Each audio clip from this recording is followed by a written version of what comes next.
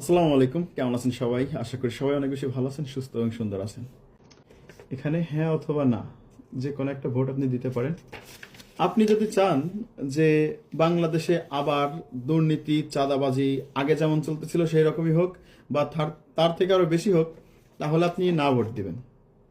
এখানে এখানে গণভোটে যে কথাগুলো বলছে তার মধ্যে চারটা পার্ট আপনাদের মাঝে তুলে ধরছে।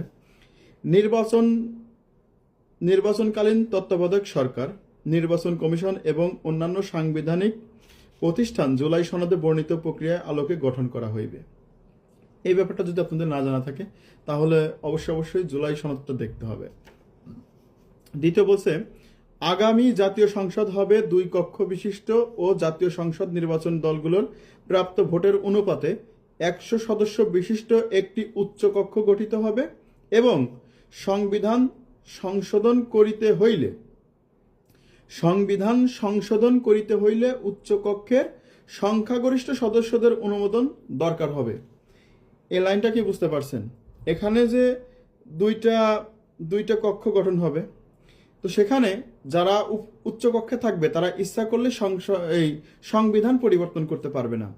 তাদের যদি সংবিধান পরিবর্তন করতে হয়, তাদের নিম্ন কক্ষে যারা আছে তাদের অনুমোদন সাপেক্ষে সেই সংবিধান সংশোধন করতে হবে। সুন্দর একটা কথা। আচ্ছা, 3 নম্বরটা বলছে, সংসদে নারী প্রতিনিধি বৃদ্ধি হবে। বিরোধী দল হইতে ডেপুটি স্পিকার ও সংসদীয় কমিটির সভাপতি নির্বাচন।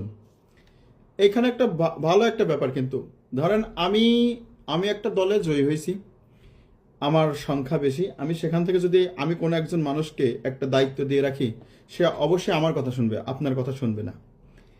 এরকম হইলে মনে করেন যে কোনো কাম নষ্ট হয়ে যায়, সমাজ নষ্ট হয়ে যায়।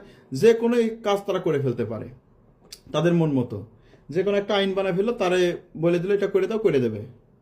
ঠিক তেমন এই কাজগুলো জানি না হয়, এই দুর্নীতির আখড়া জানি না হয়, তার জন্য কি করছে, ক্ষমতায় আমি সব উচ্চ কক্ষে আছি, কিন্তু আমার যে ডেপুটি স্পিকার এবং সংসদীয় কমিটির সভাপতি এরা হবে বিরোধী দল থেকে, মানে তাদের যে নিম্ন কক্ষে থাকবে সেখান থেকে হবে। আচ্ছা, মৌলিক অধিকার, বিচার বিভাগের স্বাধীনতা। মৌলিক অধিকার, বিচার বিভাগ থাকবে স্বাধীন। বিচার বিভাগ কখনো কোনো দলের আন্ডারে কাজ করবে না, সেই কথা এখানে বলছে। স্থানীয় সরকার, প্রধানমন্ত্রীর মেয়াদ, রাষ্ট্রপতির ক্ষমতাসহ তফসিলে বর্ণিত যে 30টি বিষয় জুলাই জাতীয় সনদে ঐক্যমত হয়েছে। এখন আপনার প্রশ্ন আসতেই পারে যে এই 30টি বিষয় কি কি? তাহলে আপনার অবশ্যই জানতে হবে যে এই 30টি বিষয় কি। আপনি হ্যাঁ ভোট বা না ভোট দিচ্ছেন, আপনি কোথায় দিচ্ছেন আপনার জানার দরকার আছে। তো আপনি যদি এই 30টি বিষয় জানতে চান তাহলে এই ভিডিওর দিকে লক্ষ্য রাখুন, আমার স্ক্রিনে তাকান, আমি এই 30টি বিষয় আপনাদের মাঝে তুলে ধরতেছি।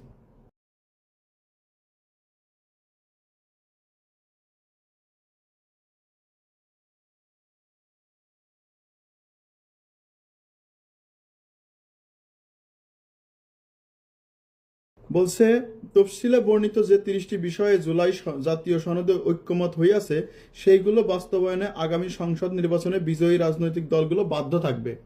মানে এই যে 30টি বিষয় যে সবাই ঐক্যমত হয়েছে সব দল মিলে, এই 30টি বিষয় কার্যকর করবে বিজয়ী রাজনৈতিক দল।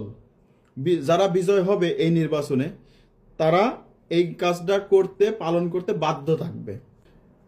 আপনি কি জুলাই জাতীয় সনদ সংবিধান সংস্কার বাস্তবায়ন আদেশ 2025 এবং জুলাই জাতীয় সনদে লিপিবদ্ধ সংবিধান সংস্কার সম্পর্কিত নিম্নলিখিত প্রস্তাবসমূহের প্রতি আপনার সম্মতি জ্ঞাপন করিতেছেন? হ্যাঁ অথবা না বলতে হবে। আগে এই বিষয়গুলো জানার দরকার, সেগুলো বিষয় জানবেন, তারপরে আপনারা আপনাদের ভোট দিবেন। ধন্যবাদ।